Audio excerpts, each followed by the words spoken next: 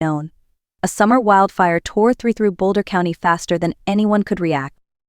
In less than 1 hour, the barns, the apple grove my late husband planted, the fences I had repaired 100 times, and the house that held 4 decades of memories collapsed into a bed of smoking ash.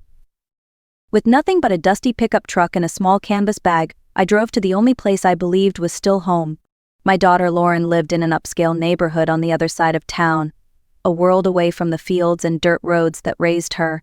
I stepped onto her porch, still smelling of smoke and loss, hoping for a place to sleep and a few days to regain my footing. Before I could even explain, her husband Brandon stepped into the doorway. His eyes moved from my soot-covered jeans to the tips of my worn boots. He lifted his hands as if blocking a stranger. "You will ruin my Italian rug. We cannot take in a homeless woman."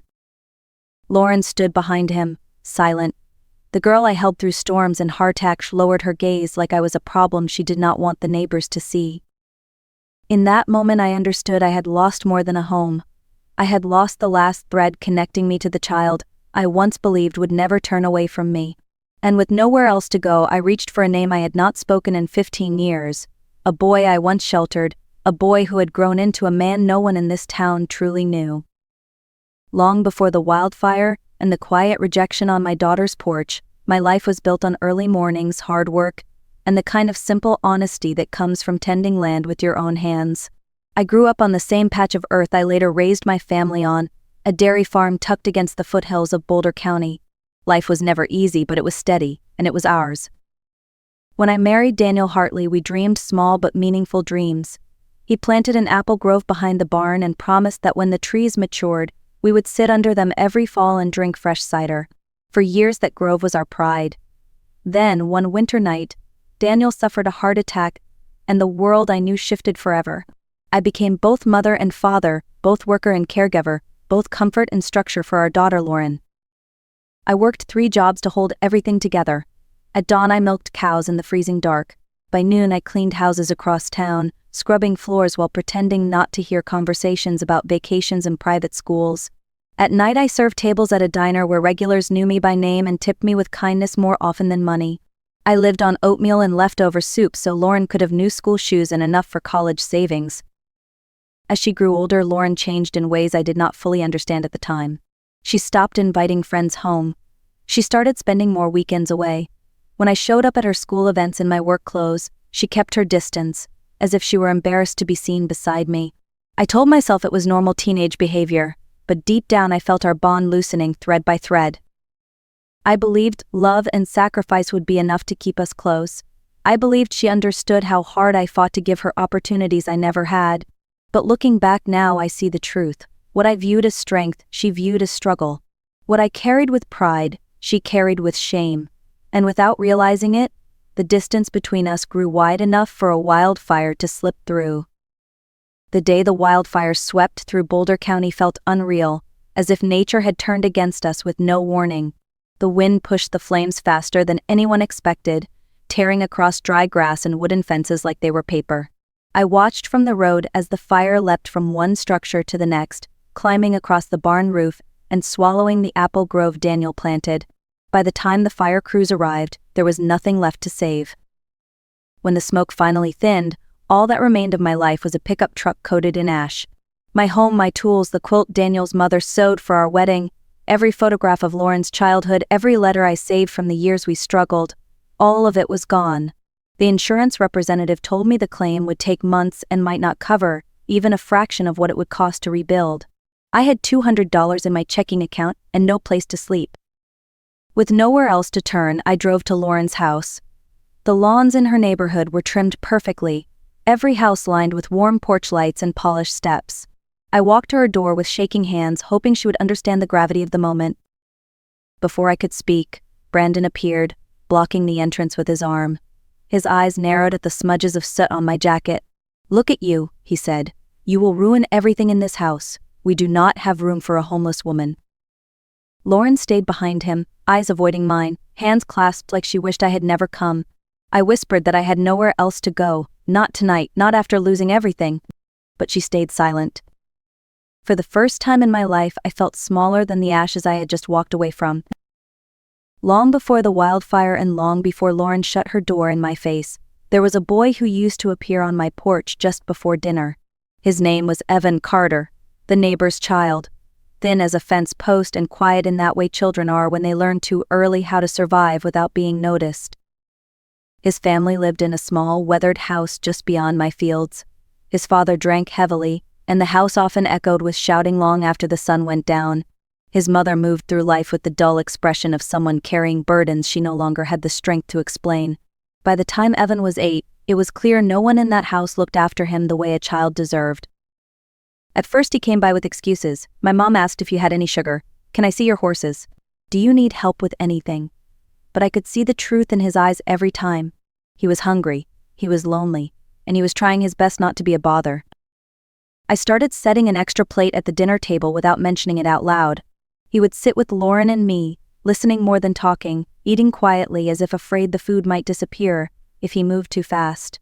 After dinner he insisted on helping with chores. He gathered eggs, stacked feed bags, brushed down the horses, anything to feel useful. When I told him he didn't need to work, he shrugged and said he liked helping. I knew what he really meant. Work was safer than home.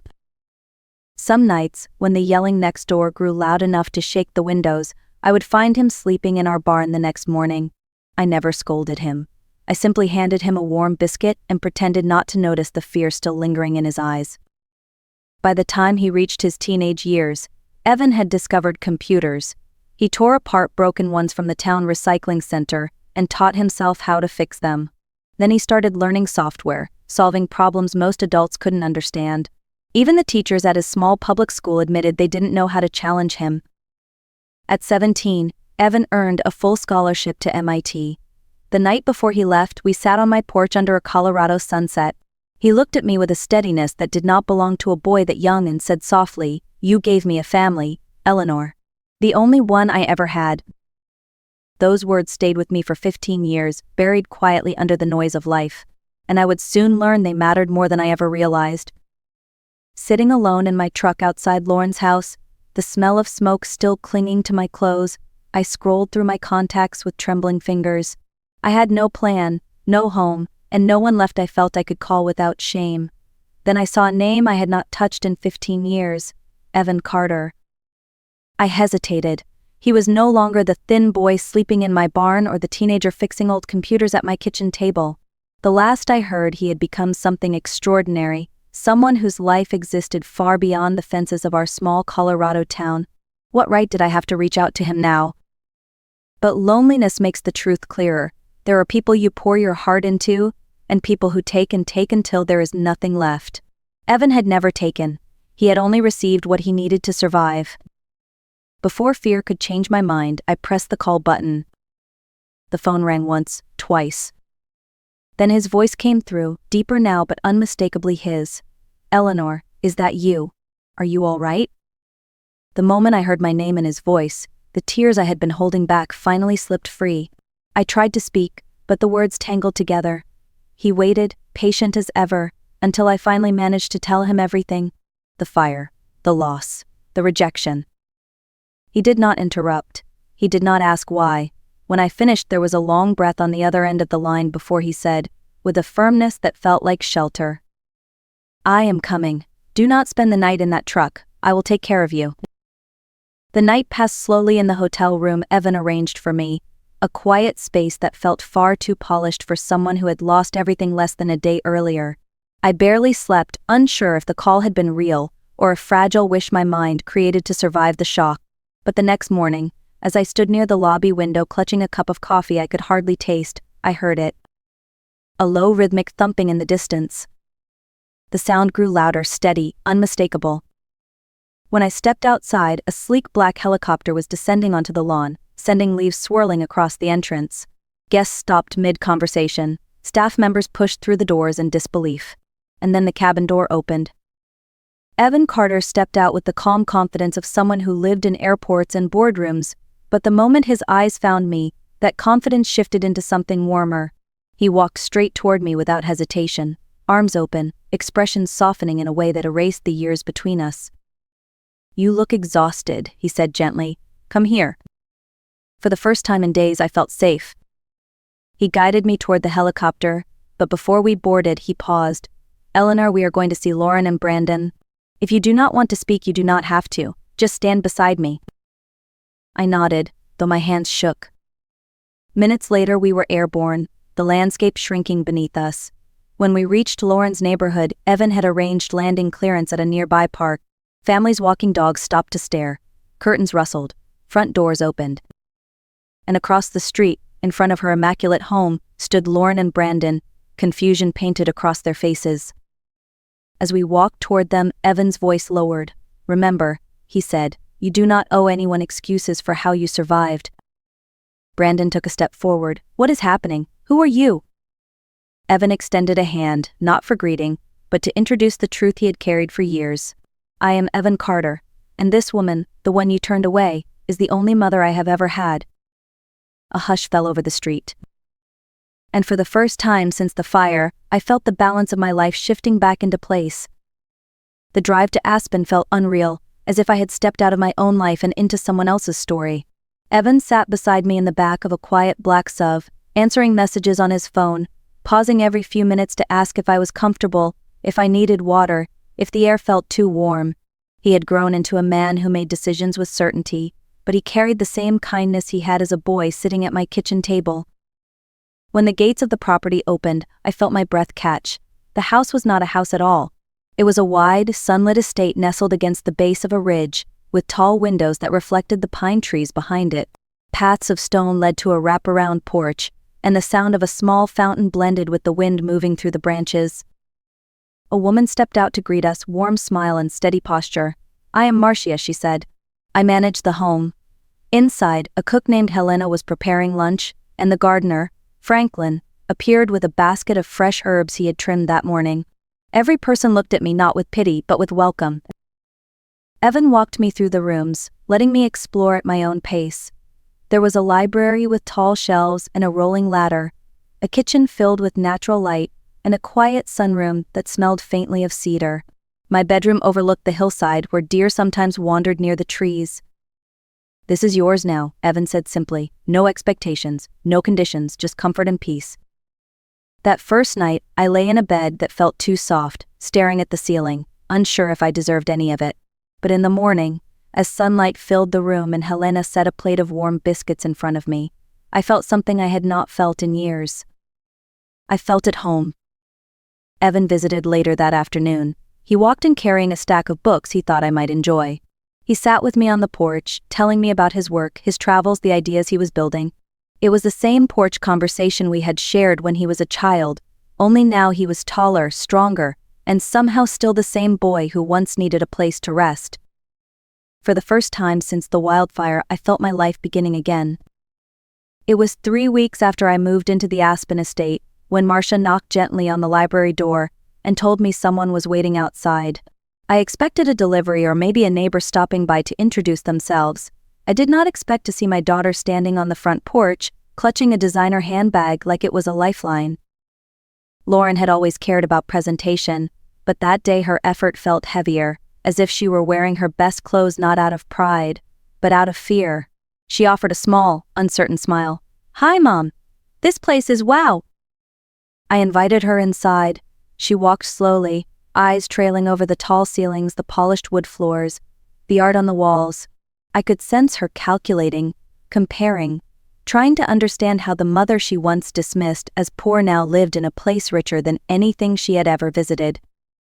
We sat across from each other at the long dining table. For a moment, neither of us spoke. "Mom," she began, "I made a terrible mistake that night. Brandon and I were overwhelmed and unprepared. We reacted badly. We never meant to hurt you." Her words were rehearsed, neat, polished, but her eyes were restless. I asked her gently, "What is it you want from me, Lauren?" She blinked, startled. "I want us to be a family again." I nodded slowly. "And what does that mean to you?" She hesitated. "Well, maybe you could come stay with us now that things are calmer. We prepared a room for you. And we should talk about the trust Evan set up. $20 million is life-changing, Mom. Maybe we could work together to make decisions that benefit all of us." There it was, the truth behind her visit, not healing, not reconciliation, access. I looked at her, really looked, past the perfect makeup and forced smile, past the expensive jewelry and carefully chosen words. I saw the same fear she carried as a teenager, the fear of not being enough, of being seen as less. "Lauren," I said quietly, "do you want me back in your life, or do you want what comes with me now?" Her mouth opened, closed, opened again. "I do not know how to answer that."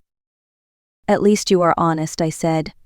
"The relationship we had before, the one where I gave and you took without thinking, that relationship ended the night you closed your door on me." "Then what is left?" she whispered. "What you choose to build, if you decide to build anything at all." She looked down at her hands, her voice trembled. "I was ashamed, Mom, ashamed of growing up poor, ashamed of watching you work yourself to exhaustion. I thought if I created a new life, I could leave that past behind, but I hurt you in ways I never meant to." Her honesty cut deeper than any rejection. I reached across the table and touched her hand. "You have not lost me, but you have lost the version of me who accepted being treated like I did not matter." She began to cry, quietly, carefully, like someone who had not cried in years. For the first time in a long time, I saw my daughter not the polished adult, but the girl I once held during thunderstorms. But even then, I knew something important. Love alone would not fix what had broken between us. Lauren left the estate that evening with promises to call, to visit, to try again. I wanted to believe her, but life has a way of revealing the truth with time, not intention, and time moved quickly. Within weeks, word of what happened on her porch the night of the wildfire spread through her neighborhood. Someone had recorded bits of the confrontation, and though the video was short and grainy, it showed enough.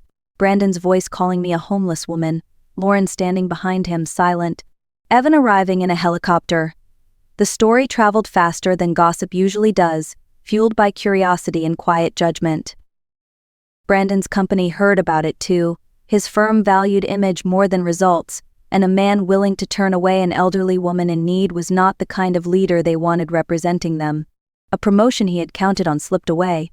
Then a major client ended their contract without explanation. After that, more followed. Reputation once cracked rarely holds its shape. Their finances crumbled. The Beam disappeared from their driveway. Lauren stopped posting photos of weekend getaways and perfect dinners. The curtains in their living room stayed closed most days. Eventually, the house went up for sale. Then came the final fracture. Brandon filed for divorce, claiming the fallout from that night had destroyed his career. He blamed her for everything, said marrying her had been his biggest mistake. Lauren moved into a small apartment above a laundromat on the edge of town, far from the quiet luxury she once guarded so fiercely. She started working at a diner, the same diner where I had spent years wiping down tables after 12-hour days at the farm. Life has a way of circling back, reminding us gently or not so gently of the places we come from. Lauren called me often. Every voicemail sounded smaller than the last. But I had already learned what boundaries felt like. I forgave her. But I did not rescue her. As the months passed, my life settled into a rhythm I had never known before. The estate was quiet in the mornings, filled with the soft sound of wind moving across the hillside. Helena would bring coffee to the porch, and I would watch the light change over the ridge while thinking about how drastically my world had shifted. Evan visited whenever his schedule allowed. Sometimes he came twice a week, other times every few days. He always arrived with something thoughtful, a book he thought I might enjoy, a photo from his travels, or a story that made me laugh. He insisted I join him for meetings when they involved projects that touched rural communities, saying my perspective mattered more than any consultant he could hire. One afternoon, he sat across from me at the kitchen table, hands folded the way he used to when he was waiting for permission to speak. "I want to build something in your name," he said. "Something for women who live the way you lived. Something that gives them a chance before life wears them down." And so the Hartley Rural Mothers Initiative began. We funded childcare in small towns, offered grants for single mothers to return to school, and provided emergency assistance for families living paycheck to paycheck. Evan asked me to serve as a senior advisor, honoring the years I spent balancing survival with motherhood. I accepted with a full heart. The work changed me. I met women whose stories felt like mirrors of my past. At one small clinic in Nevada, our fund paid for a little girl's surgery. Her mother, Maria Santos, sent me a message afterward. "You saved my daughter's life. I will remember your kindness as long as I live." I read that message 3 times before the tears finally fell, not out of sadness but out of recognition. After losing everything I thought defined me, I had found a purpose that reached farther than any farm fence ever could. For the first time in years, I felt not only alive but needed. As summer faded into fall, the mountains outside my window turned gold, then copper, then a soft brown that reminded me of the fields I once tended. I spent my mornings painting in the sunroom and my afternoons reviewing proposals for the foundation. Life felt full, steady, and peaceful in a way I had never known. Lauren called less often. I answered when I could, but the conversations always felt like walking through fog. She apologized many times, but apologies alone cannot rebuild what has been broken piece by piece over years. Healing takes honesty, and honesty takes time. I did not close the door on her, but I did not open it wide either. Some relationships must be rebuilt slowly, if they are rebuilt at all. Evan remained a constant presence. He stopped by one evening after a long trip, and as we sat on the porch drinking tea, he said something that stayed with me. "You taught me what a real home feels like. I wanted to give that back to you." The truth settled over me like a soft blanket. The child I raised had turned away from me when I needed her most. The child I chose, the one I fed and sheltered out of simple human kindness, had crossed thousands of miles to bring me back to my feet. Family is not defined by blood. Family is defined by loyalty, by memory, by the quiet choices we make to show up for each other. As I end this chapter of my life, I find myself wondering about you who are listening. Have you ever been hurt by someone you thought would protect you? Have you ever been saved by someone you never expected? Share your thoughts in the comments. Your stories matter more than you know. And if mine touched you today, consider liking and sharing this video. It helps others find the strength they may need in their own difficult moments. Thank